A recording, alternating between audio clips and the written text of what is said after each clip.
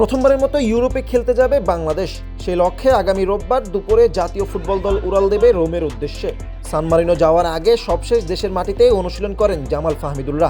অনুশীলনের মাঝেই হামজা সুমিতদের নিয়ে 23 সদস্যের স্কোয়াড ঘোষণা করে বাফুফে। স্কোয়াডে নেই রাইট উইঙ্গার রাকিব হোসেন। কেন নেই সেই ব্যাখ্যাও দিয়েছেন দলের manager Aamir Khan.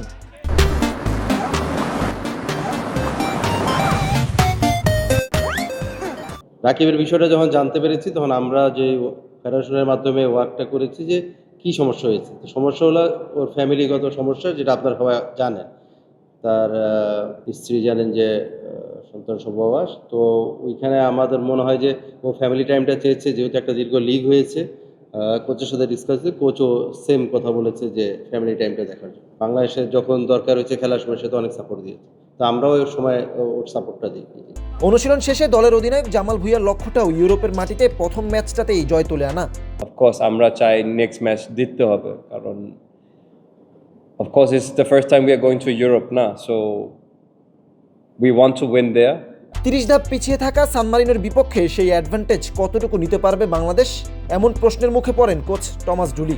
In the ranking is the lowest in the ranking, so we can't lose that game. That's a pressure that we give to the players, that we have to show there's a difference between us and them. We need to show them why they are last and we are not.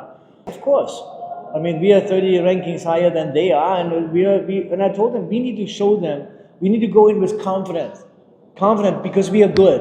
I told everyone we are good players, and that's why they are selected into the national team. ঈদের ছুটিতে পুরো দেশবাসী যখন পরিবারের সঙ্গে ব্যস্ত, ঠিক একই সময়ে জামালদের এই পরিশ্রম লাল সবুজের পতাকাটার জন্যই। ইউরোপের মাটিতে বাংলাদেশের জয় হবে কি হবে না সেটা হয়তো সময়ই বলে দেবে, তবে সান মারিনোর বিপক্ষে ম্যাচটা লেখা থাকবে ইতিহাসের পাতায়। হোসাইন আহমেদ, বাংলা নিউজ 24।